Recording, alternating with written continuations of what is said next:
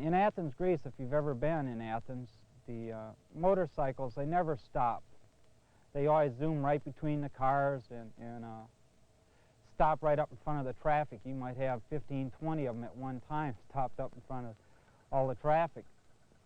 But on this particular afternoon, it was about 4:20 in the afternoon, I heard a motorcycle coming, and it's slowed down, and it's slowed down too quickly, me being the third car from the front. And so I turned to watch it, and they slowed down. They came right next to my car, and there I was sitting watching them, and the guy in the back reached to his belt and pulled out a metallic object, and right away I saw that it was a pistol of some kind. I said, "Oh shit, this is it." It sounded like a firecracker. That was all it sounded like, because I remember thinking, as I closed my eyes, I remember thinking, oh, listen to all these people screaming, and it's nothing but a firecracker. But then, as my eyes opened, you saw nothing but black and smoke everywhere. It was like a sound from the inside of your body. It's not like you hear it from the outside. It's like it just engulfs the whole entire body. And 12, 17 minutes later is when I woke up. And that's when I realized that the embassy had been hit very, very hard. The next thing I can remember is a loud bang, and it was like the M80 simulator we use in combat defense training. Very loud. And, of course, by the time I realized what I was hearing, I was flying backwards. It scared the hell out of me is what it did. You know, because I saw all this blood, and I was worried about my friends that were with me, because I was the one that asked them out that night. And all I could think of was, well, you went and done it now. You're going to die down here instead of back home nice and quiet. Terrorism. It's a real and personal threat. What must the folks back home be thinking? That's the question on the mind of every Marine in Lebanon today. Do they know whether I'm alive, or do they think I'm dead? It's an anxiety that plagues them even as they sift through the rubble, trying to find the broken bodies of their buddies. The blast that tore through the battalion landing team headquarters had the force of a 1-ton bomb. The crater will be closely examined by FBI forensics experts who arrived this morning. They'll search for some firm evidence of who is behind the disaster. The suicide bombing in Beirut that took so many U.S. Marine lives was without equal, making news headlines around the world. A vicious, premeditated attack of such magnitude that it changed forever the way this country and many other nations view the threat of terrorism and how to deal with it. But the Beirut massacre also focuses on the individual, on your vulnerability as a single member of the armed forces. It serves to introduce the concept of how personal a terrorist attack can really be. He could do. He says, as the man went by, he says he'd always remember that the guy was smiling.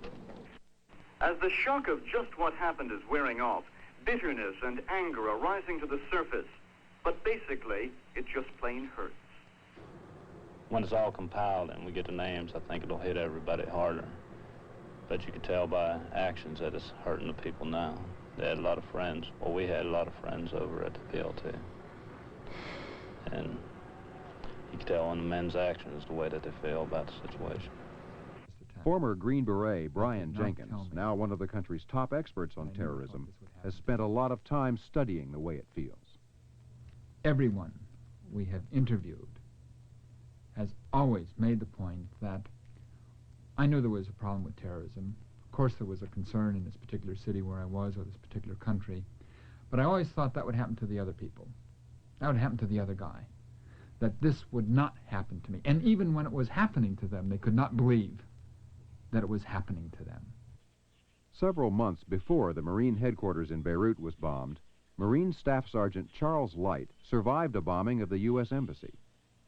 After I woke up and realized what had happened, and started hearing the sirens and started hearing the screaming voices, people were pleading for help, and I could hear children and women crying. I started picking my way around and tried to find out where I was at. And though I'd lived in that place for 8 months, I couldn't tell where I was at. It was just that tore up, that blown away. In defiance of the atrocity, embassy staff flew their flag as the search for more bodies and survivors went on at the destroyed building. U.S. Marines of the multinational force were brought into the area as an extra security measure and to keep away the curious. Lebanese police say that more bodies were found in the rubble overnight. The recovery work is going slowly. There is the danger that heavy machinery being used in the clearing operation could bring down the upper floors, killing anyone still trapped inside. But no one is optimistic about finding survivors. My information from the rescue workers on the site is that it is very unlikely that anybody will be found alive who is in the building. But there are those who wait and hope.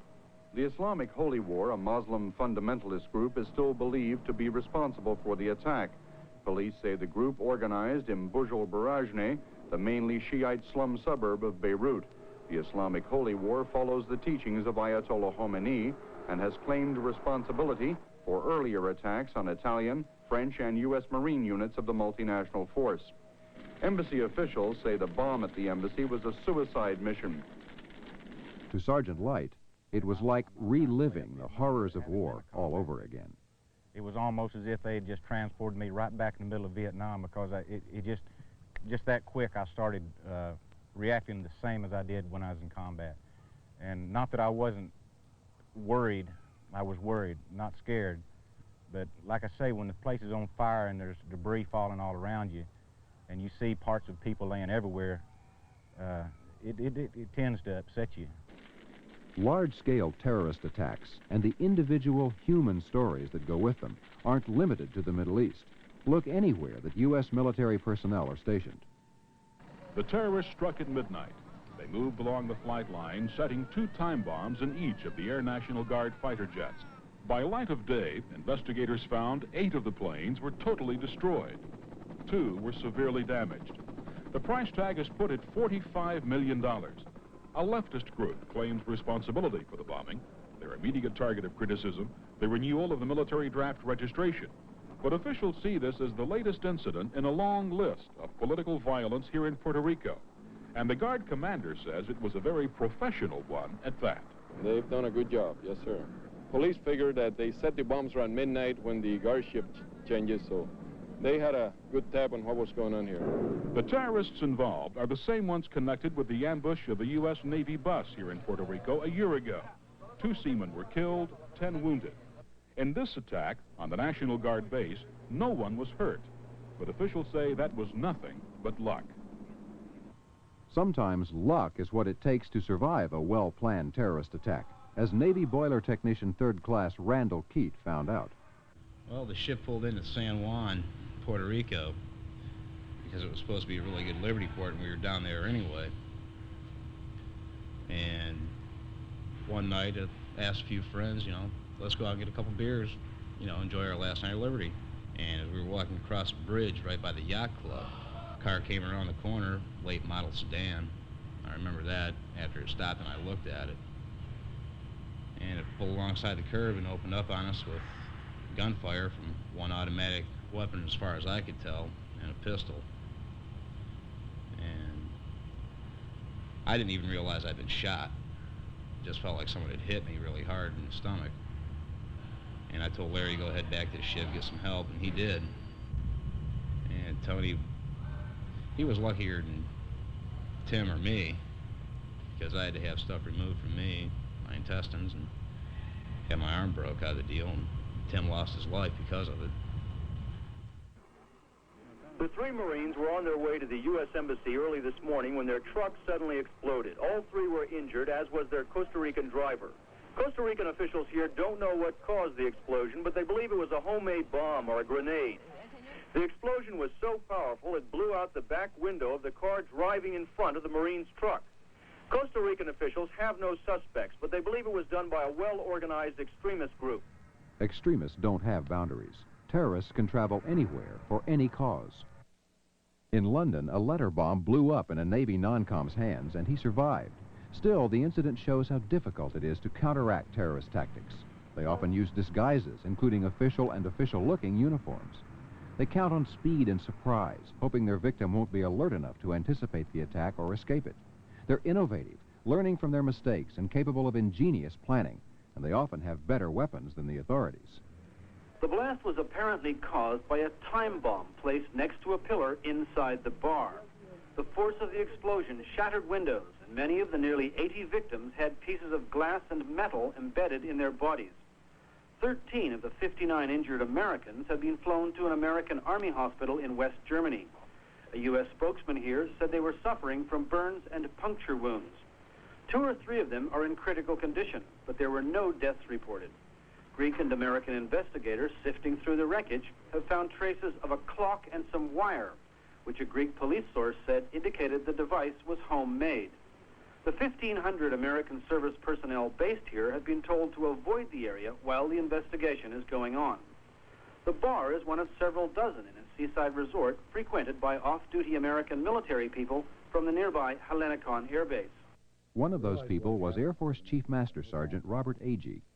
There was not a lot of panic that I would consider panic, but there was a lot of screaming and yelling. There were an awful lot of married couples, or at least couples, in the bar. And there were husbands trying to find wives and boyfriends trying to find girlfriends and that kind of thing. Everybody was going towards the door of the bar. There was quite a jam up at the door to go out onto the street. I never been in that place before, so I wasn't that familiar with which way to the door. I looked straight ahead and there was a hole in the wall, which seemed to me a hell of a lot better way to get out of that place quickly. And it was really, really black in there, and something was pushing me, like the force of the bomb was pushing me. And I remember the force pushed me into somebody, and he fell, and I just kind of stood. As he fell, I remember reaching for something, and I felt like the wall. So I kind of stood there, and I remember yelling to everybody, you know, don't run, don't run. Whether Americans are on or off duty hasn't made much difference in Athens, and terrorist attacks there, as in other world locations, have also focused on more than one service. There was strict security at the U.S. Air Force Base in Athens tonight, and military officials were not available to talk about the attack. Greek police say 2 gunmen riding a motorcycle ambushed an American postal officer as he was driving from the American military mission to the air base. Sergeant Robert Judd was shot in the shoulder and hand before accelerating his vehicle away from the attackers. He reached the safety of the base before being rushed to the hospital. His condition is described as good. I was hit in the arm, hit in the back, and it's been almost 20 months, and I still really haven't recovered totally physically. I remember looking at the windows all shattered and hoping that they hadn't hit something that was going to cause me to bleed to death. The mental scars will always be there, as with any of these terrorist attacks. It's something that's totally unexpected, something that you think happens to the other guy. You see it on television, you hear it on the radio, and you say, boy, that's nasty, that's a terrible thing to have happen to anybody. But you never really think that it's going to happen to you. You don't, it's something that happens to the other guy. A terrorist's attitude toward an attack is usually impersonal, but the results sure aren't. Just before Christmas, members of the U.S. military were aboard this Italian train when a bomb exploded in a tunnel. One of them was seriously injured. Then there was the infamous Oktoberfest bombing in Munich. The enormous blast at the main entrance of the famous Mile Square Oktoberfest grounds was heard for miles. The explosion tossed bodies into the street in front of the still crowded park, killing 7 people instantly, including 3 young children. Hundreds of festival goers were in the immediate area when the bomb went off, 10 minutes before closing time.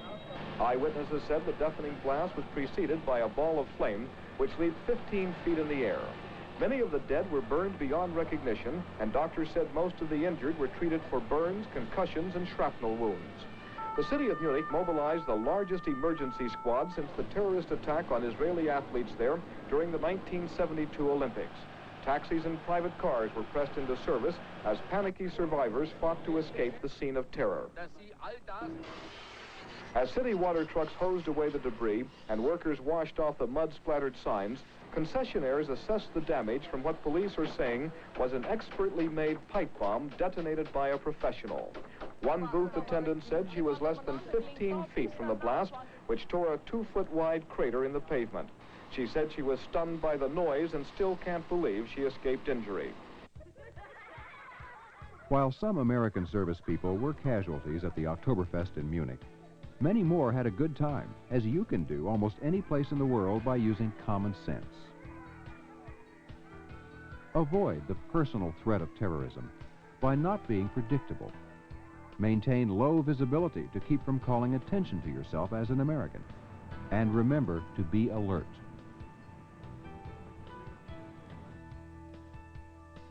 I think the most important thing is to be aware that it could happen, that the threat is very, very real.